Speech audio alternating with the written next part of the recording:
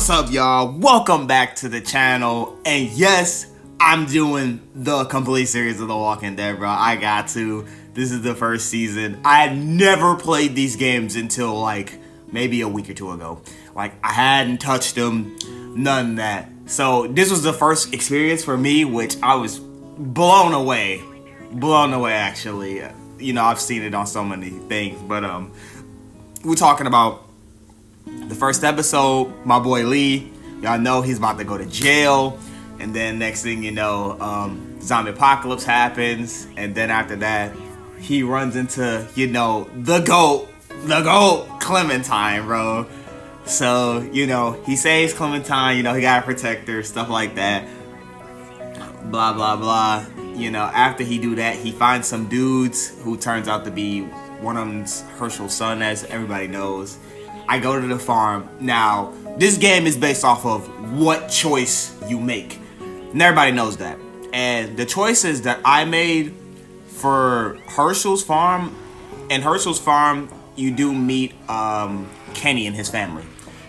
And, you know, when his farm starts to finally get the zombies, because Hershel didn't think the zombies would ever reach out that far, you either had to save his son, or you had to save Kenny's son, Duck.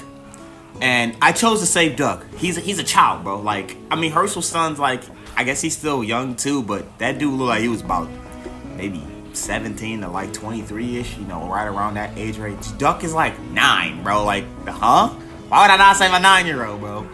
So, you know, I saved Duck. Hershel gets rid of me. Cool, it's whatever.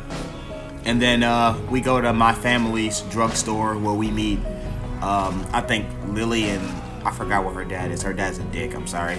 Just saying that. My bad, YouTube, but that's just how her dad is. So, you know, after that, we got to get the keys and get the drugstore open. And, you know, you meet Carla and the other boy. I'll never remember that dude's name. Like, I'm sorry, y'all, but, you know, more or less, I'm just giving y'all the simplified story of it. I gotta get the drugstore, like, what's the name, open. Oh, yeah, and Glenn's in this game, too. I almost forgot about my boy Glenn. Yeah, so I gotta go help Glenn at this motel or whatever. So I help Glenn come back, get the drugstore keys open, you know, stuff like that. And then when the drugstore gets overrun because of the alarm, they make you do another choice option. You either save Carla or you save the dude who saves her, like, when the zombie apocalypse started. I chose to save Carla.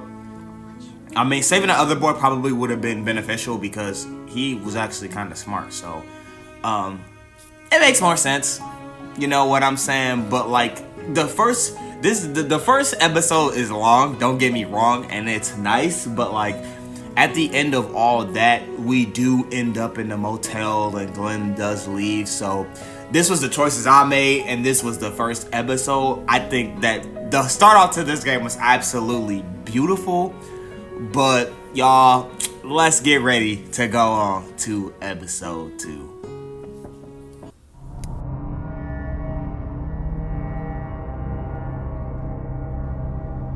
So this is episode 2.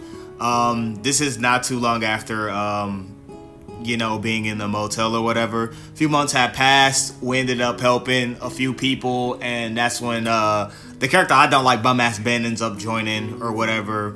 But, you know, the motel, as a, like, the group, we running out of food, we running low. Kenny and Lily at each other's throats and stuff like that. Then we come across these 2 farmers, which y'all watching, that's later into the second episode of the story. The farmers tell us they can give us food if we give them gas for their electric fence. So we end up helping them or whatever, and it turns out like they kind of got into it with some bandits too. Like at the beginning, Ben and them talked about how they got raided by bandits and stuff like that, and it turns out these same bandits come to try to hurt these farmers. So we ended up helping these farmers, and we're trying to figure out how they had so much food during the apocalypse.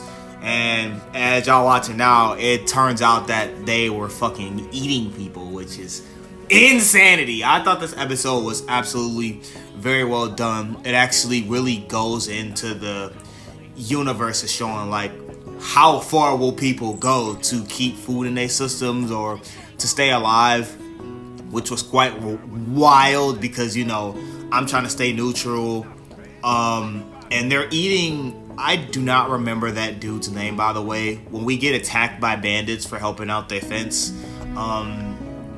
one of our group mates gets shot by an arrow, and they were supposed to, you know, nurse him back to health, but instead of doing that, they kind of just, they put him in the bathroom and said he was alright, and then just cut his body parts off, y'all.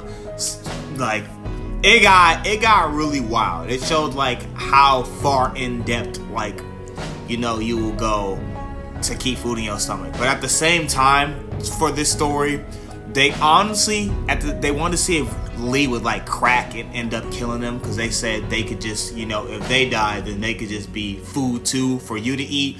They kind of wanted you to have like that animalistic like mentality about stuff. So I'm just like, bro, like stuff's get crazy. And then Kenny and Lily's relationship kind of gets worse, because if you don't side with Kenny, he flats out do like the unthinkable and just kill Lily's dad. But I ain't gonna hold y'all up. Like, I tried to stay neutral like as much as I can, and you know the game makes sure that you don't. But in my honest opinion, I stayed neutral for the thing, but I didn't blame Kenny for killing her dad. Like, honestly, her dad was an a-hole.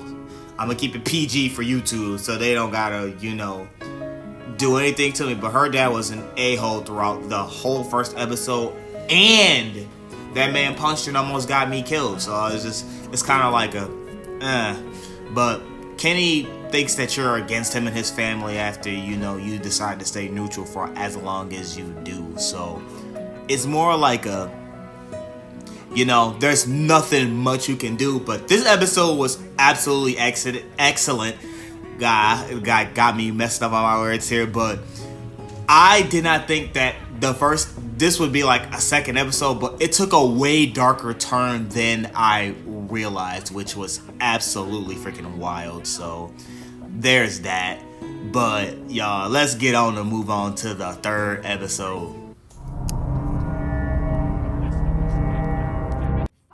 So in the third episode, like, they kind of dragged it out, I'm not gonna lie. Because, like, there wasn't much for this episode, but pretty much the third episode begins with you figuring out how to feed people, because everybody's pretty fed up with Lily.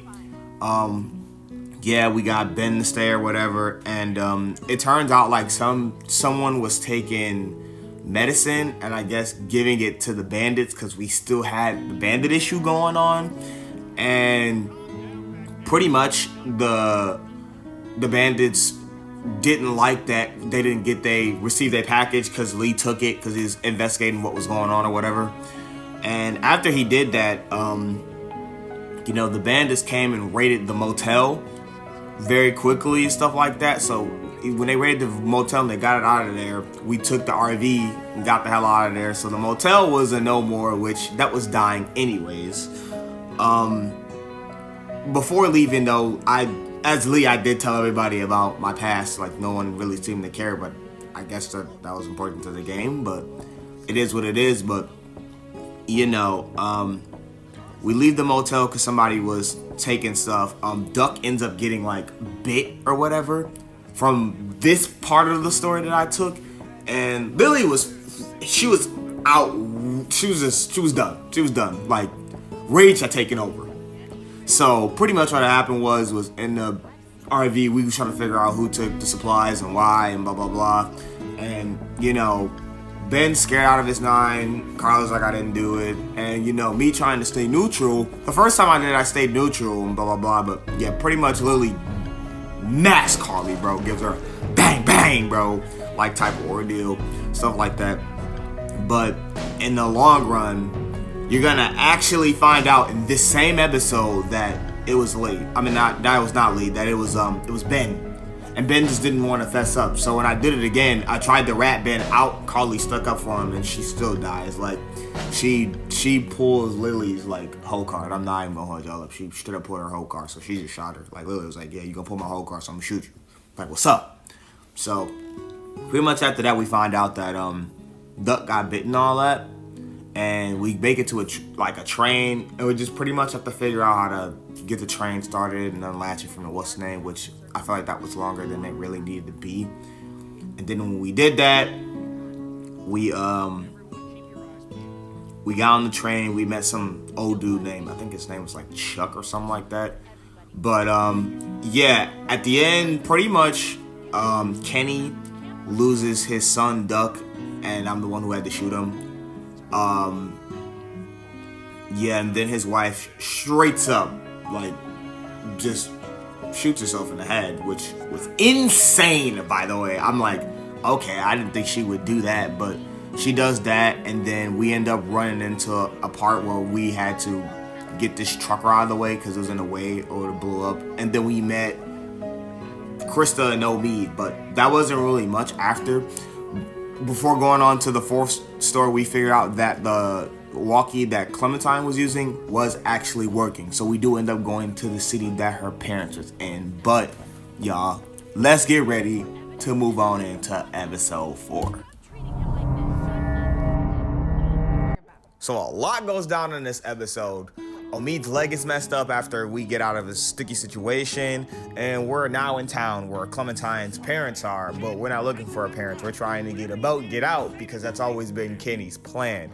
And we kind of run into some steep issues, like while trying to find for gas, we realize like all the boats are, what's the name, like all the boats are destroyed. There's this place called like Crawford who doesn't accept like old people, sick people, or like children. We end up meeting this girl Molly, which was she was a alright character. And then, you know, for a while I end up getting separated from the group because like we get overran while we're outside.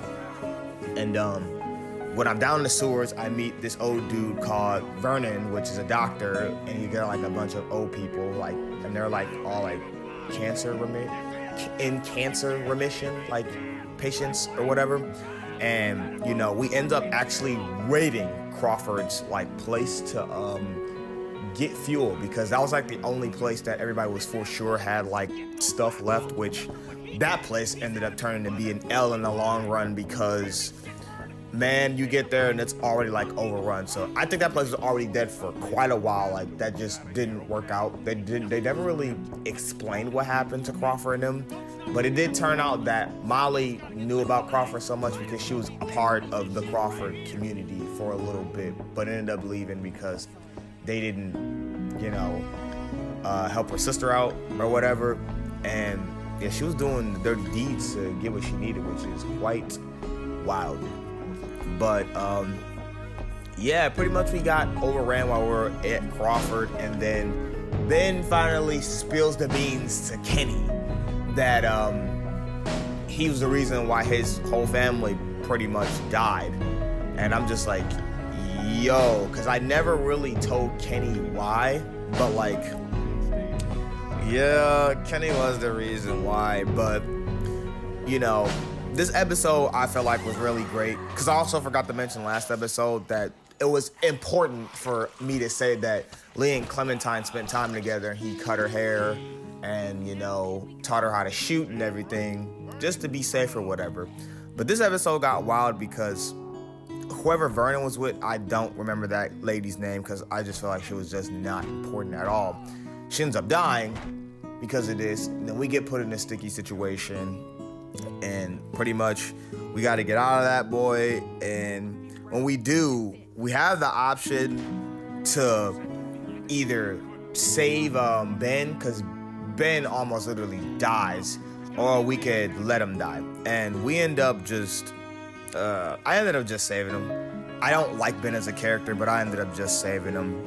But pretty much stuff goes down back at the house or whatever, and you know, we end up finding a new boat inside the shed or whatever. But at the end of the episode, Clementine pretty much goes up missing because I like fall asleep or something like that. I can't find her.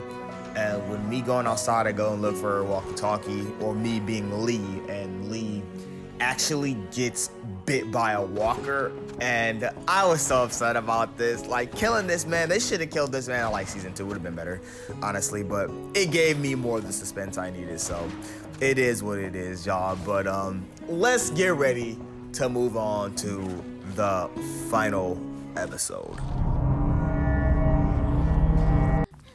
So in the final episode, y'all, we pretty much go and figure out who takes Clementine.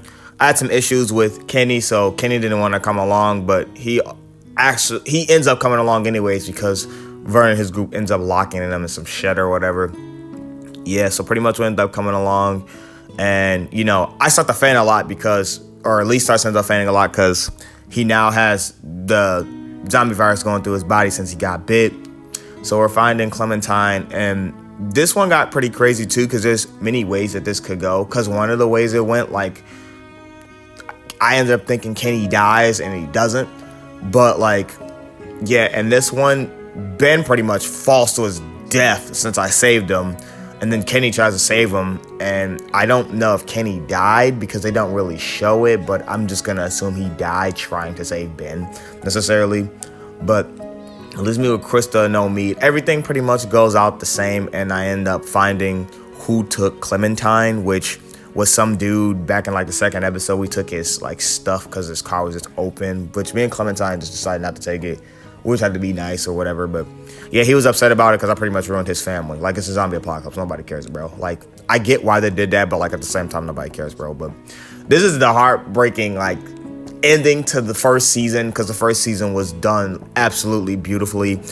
I was upset that my boy Lee, he dying, bro, and I'm just bro, who gonna take care of Clementine? Who gonna watch after Clementine? We also do find her parents. Her parents was already dead. We learned about, smearing zombie blood and stench on yourself so the zombies can't really detect you. There was just a lot that went down in this episode, but it was more or less Lee saying his final goodbyes to Clementine and having her do the unthinkable. I hated it, but at the same time, I'm not gonna lie, I really enjoyed it. It was excellent. This was beautifully well done. I did play all of them, well, except for the last one. The last one I ain't done playing that one yet, but this season was done great. Pretty much after I was giving her last words, saying my final goodbyes, or whatever. And then Lee sends her to go find Krista and Omid at the train station because they're pretty much all she got left as the quote-unquote family that we built. Lily stays alive. The dude from the barn ends up dying. I still don't remember that dude's name from the barn who gets shot with an arrow. Legs get pretty much cut off and ate by a family. Ben ends up dying and he just falls to his death. I think Kenny dies trying to save him. Carly gets shot by Lily, and then Kenny's family, just gone, bro. So the end, we had nobody left over. Doug dies too. Glenn leaves. Nobody really from the main first episode just lives.